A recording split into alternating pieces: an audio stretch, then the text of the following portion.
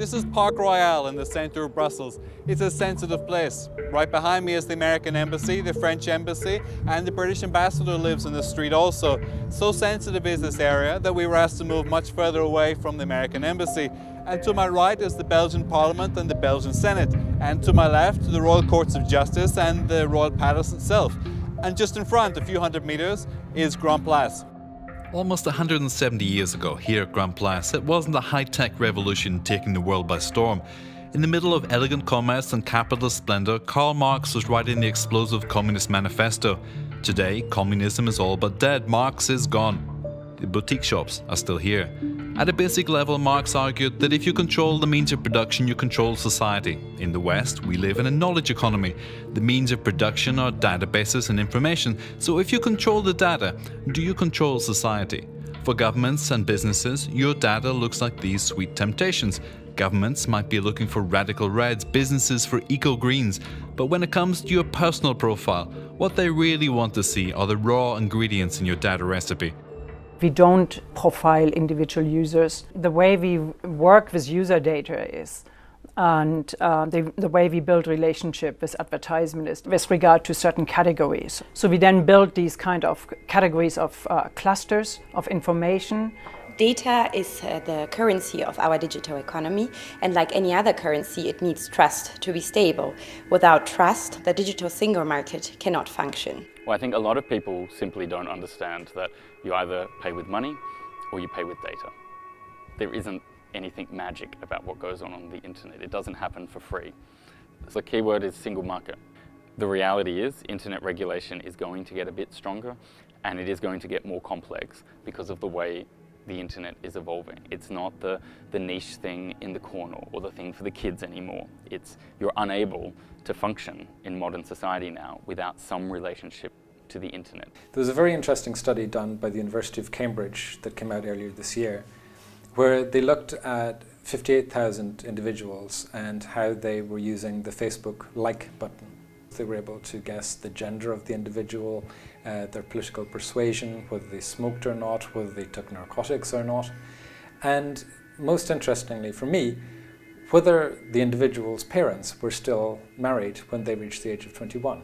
And if you think that's 58,000 people, if you imagine what 1 billion people that use Facebook, about how much more specific the profiling can be. This is something, it opens your private life to other people, and it's not intended also to open your life and your privacy to the public administration or the security or law enforcement institutions.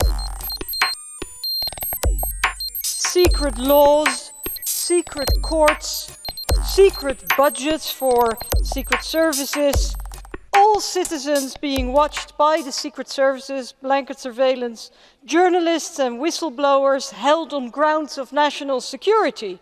It's about the free Western world. We have to take a very close look at what is happening here because it is very, very serious. On the internet, we're trying to create, some people would say something like a European habeas corpus on privacy. That means using the competencies we have here in the European Union to create better tools than we've had in the past. The United States have to, for example, make sure that also European citizens have redress possibilities, can go to court if their data has been mishandled. We need more transparency as well. What procedures are applied, what data are collected. And of course, we also in Europe, we need to strengthen the rules that we have to bring them into the digital age. We have said many times, and Mark Zuckerberg himself had said, that we would love, to be capable of being even more transparent than we already are. For example, in the United States, even to be more clear what kind of request we receive from particular law enforcement sources. Once you've put something out there online, it's very, very hard to get it back. So you need to think twice before you put it there, because it can be exploited by the company that you gave it to. It can be exploited by the individual you sent the email or the photo to. If they change their mind about you, you don't know where that's going to end up. On the one hand, you need to use data to protect European citizens, for example, on anti-terrorism issues.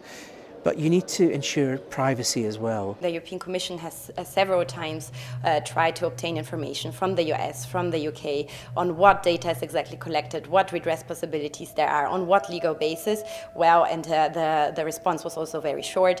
This is national security, this doesn't interest you. I think democracy is about checks and balances.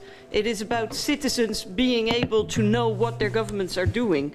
I do not think that democracy is about governments having unlimited, uncontrolled and uncontrollable powers. That is not democracy. What you don't want is a situation where you have rogue individuals using that data for the wrong reason. So it's not a question of, is an entire government system corrupt or out to get you? It's a question of, are there a few people doing the wrong thing rather than the right thing? In terms of regulation, what are the key things you would really like to see done? I think in the data protection regulation, what we want to do is to look at such concepts as the right to be forgotten, concepts such as what information can be private, what information should be public, what information can in fact be forgotten, what government information can be kept, retention periods. These are all issues which I think require some regulation.